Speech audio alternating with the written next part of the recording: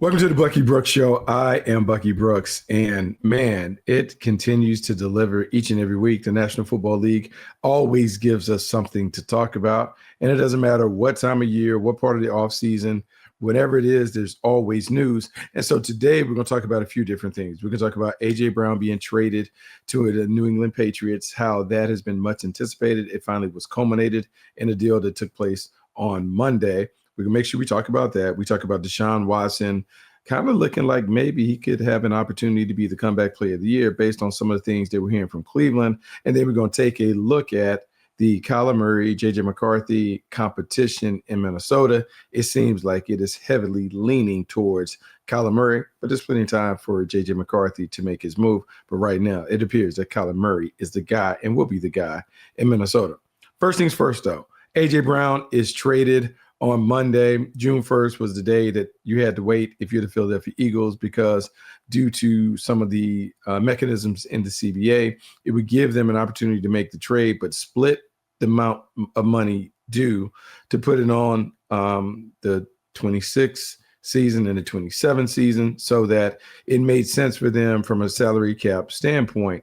They split that because he was due $40 million. They split it in two, so $20 million in 26, $20 million in 27, and they can move on to make it happen the way they want to happen. They already had started preparing for life without A.J. Brown. They took Makai Lemon with their first-round pick. Dontayvion Wicks was traded, comes over. Hollywood Brown was signed as a free agent, and they even signed Elijah Moore. So they feel like collectively they will have maybe the right pieces around the quarterback and the right pieces that can make up for whatever departs with A.J. Brown walking out the door. Now, it's going to be risky for the Eagles because you have Jalen Hurts. You have Jalen Hurts kind of adapting and adjusting to Devontae Smith being the new number one. But they'll have time to work this out. And in Sean Mannion's new offense, they will have an opportunity to really be a little more by committee centric, as opposed to having a focal point of the offense where the ball goes through him and then everybody catches the scraps. It may be a more of a collective effort for the Philadelphia Eagles going forward. For the New England Patriots, man, this is a great move for them. And it's a great move for them, not only because you're trying to elevate your franchise quarterback, who seemingly has some struggles in the postseason, but you're trying to get this team to go to the next level. And the way that you get them to go to the next level is you make sure that Mike Vrabel has a true belief or confidence that the players that you bring in are going to carry the program beyond the threshold. Well, Mike Vrabel had a lot of success in Tennessee with A.J. Brown. A.J. Brown was a stud on the outside second-round pick from Ole Miss, outplayed his draft status quickly, was one of the more productive players, particularly on catch and run. When you measure rack yardage, those things, they were able to really get it done because they could utilize him in a variety of ways. And he was big, strong, and physical, and he could run through a lot of the arm tackles that you see on the perimeter. Make his way to Philadelphia in a trade that probably caused a little bit of the rift between Mike Vrabel and John Robinson. But what it did, it allowed A.J. Brown to be able to go with a quarterback in Jalen Hurts, where he would have heavy influence, where he would be the number one receiver. He would get paid as a number one receiver, but also treated like one when they threw him the ball. And you look at the numbers, man, you can't say that he didn't perform with a new opportunity in Philadelphia. I go back, and two of their highest single season receiving yards totals come from A.J. Brown. You go back in 2022, 1,496 yards. 2023, 1,456 yards. So very consistent. In fact, when you talk about consistency, since 2019, when A.J. Brown entered the league, fourth most receiving yards and touchdown catches at 56. He and Jamar Chase are the only two wide receivers with 1,000 yards in each of their seasons and 7+ touchdowns. That speaks to who he is as a number one receiver. From a film study perspective, this is a guy that is a natural number one, great hand-eye coordination, very physical with the ball in his hands, runs through into contact, has the dog in him that you love to see in terms of, like, he doesn't back down in big games. He loves the competitiveness. He loves the environment, and he is always going to rise to the level of expectation. You appreciate that as you're trying to really help Drake May go to the next level. Now, for Drake May, what you have to do is figure out, okay, what's the pecking order? Who does what really well? Because remember, the Patriots signed Romeo Doubs in the offseason. He comes over on a big deal, 4 years, $68 million deal. He is someone who is very versatile, where he can play both spots, Z and X, probably can go on slide and play slot. So he is a movable chess piece. A.J. Brown, you probably want to keep him fixed at a spot where you can anchor him in and make people react to him. So by putting him in X and allowing him to do the things that he does on crossing routes and glance routes, things that are in breaking, where he can utilize his physicality, his superior size, strength, and speed to get it done. I see why he has kind of become the guy that everyone talked about being the number one. For Drake May, this is big because last year we saw Drake May have a tremendous jump in his game with Stephon Diggs. Stephon Diggs was the de facto number one receiver.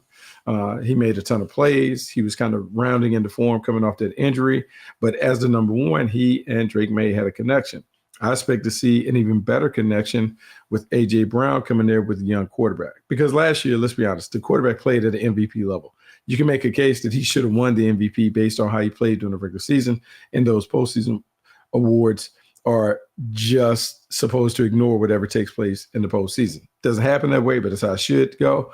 But everyone would just talk about how now the New England Patriots have a true number one on the outside, a true alpha dog on the outside who loves the competitive part of getting open and winning when, look, zones are loaded to defend you. And he has an opportunity in going to New England to kind of change and rewrite some of the narrative that is kind of over him. Because right now he's going to get some of the stuff about being a diva, not being a great teammate, kind of checking on his team and those things. It is really on him to make sure that he does a great job of being a good teammate in New England while continuing to be the dominant number one receiver that he's proven to be throughout his time in the league.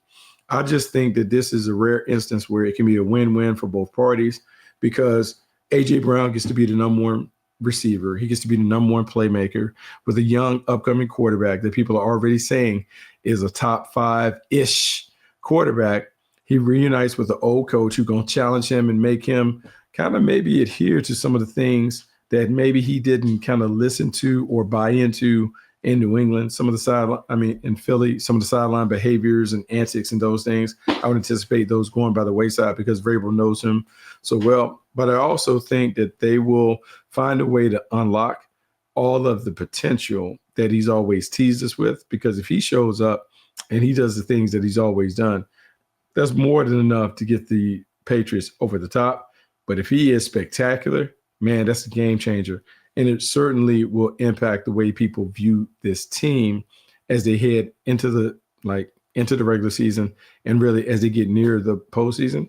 Do they have enough firepower to get it done? I would say confidently, looking at paper, yeah, the Patriots can get it done with A.J. Brown as their number one. For Philly, it doesn't change much. Makai Lemon, Dontayvion Wicks, Hollywood Brown, Elijah Moore, they're kind of find their way in the lineup. This is a really good team that wants to run the football with Saquon Barkley, that big offensive line.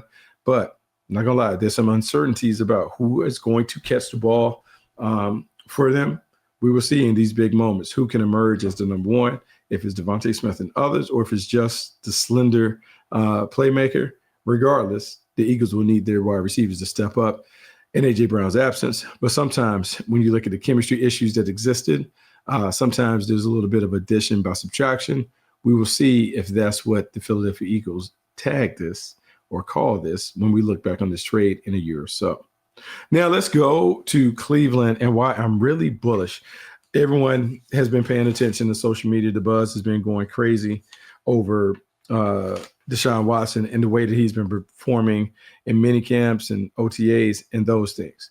And I'm going to say this, it shouldn't really be a surprise that he's performing well in practice, because this dude was a highly sought after pick. And at one point he was the hottest, I can't even say free agent. He was the hottest trade commodity that was available on the market. The Cleveland Browns bit hook, line, and sinker, handing him a 5-year, $230 million fully guaranteed contract, traded 3 other draft picks for him to get their guy.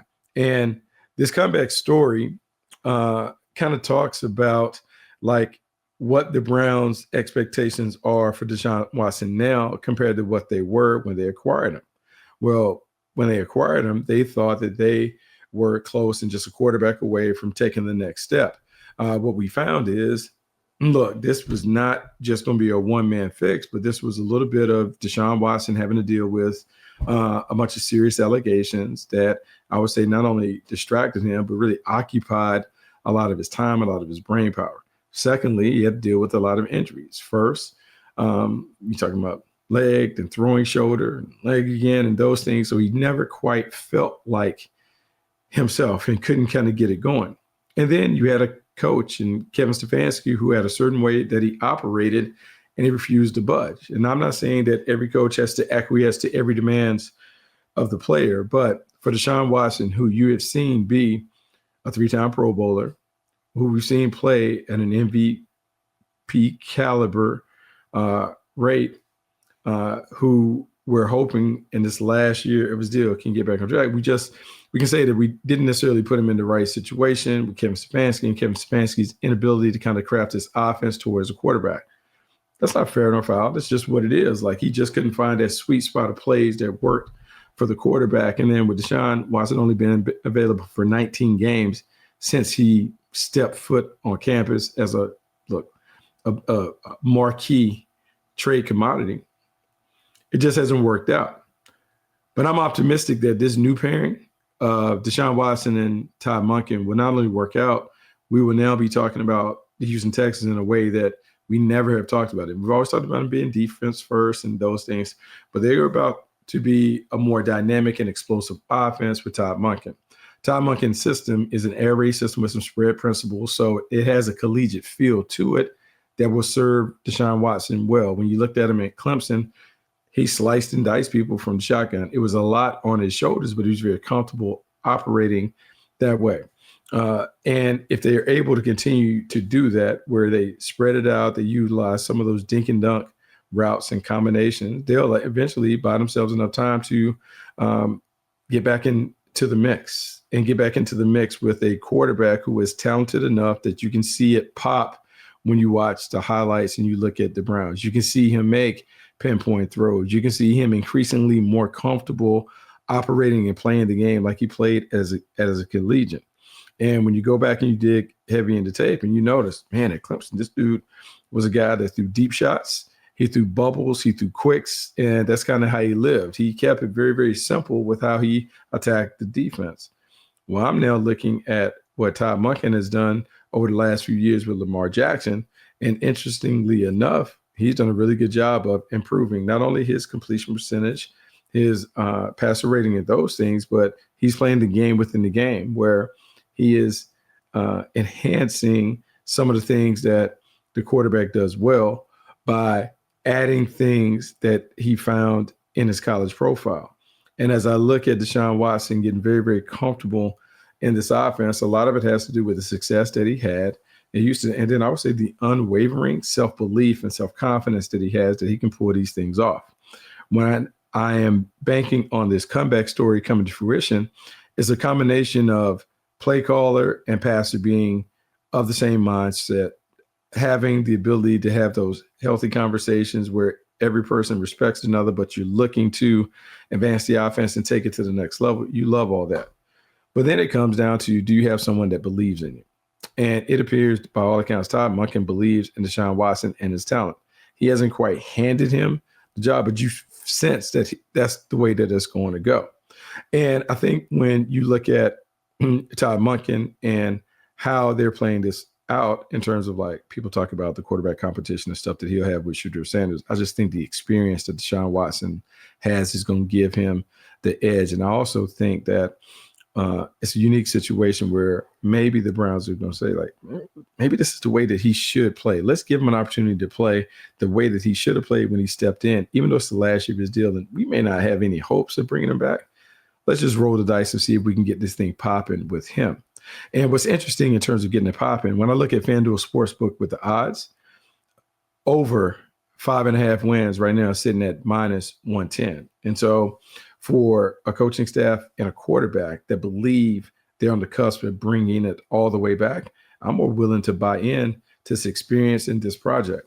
Now, I will say this about Deshaun Watson.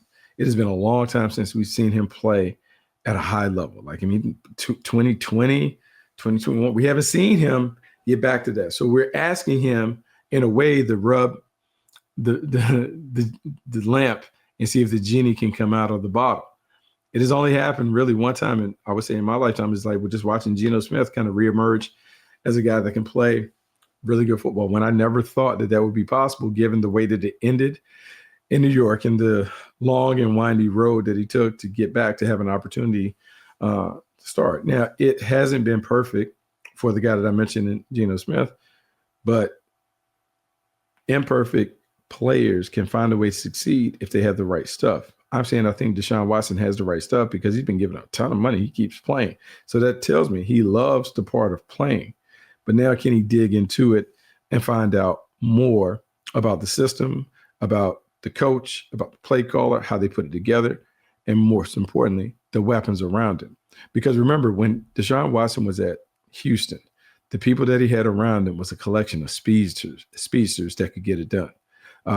You had Brandon Cooks, you had Will Fuller, you had a ton of guys that could take the top off the defense and they could attack and stay in go mode.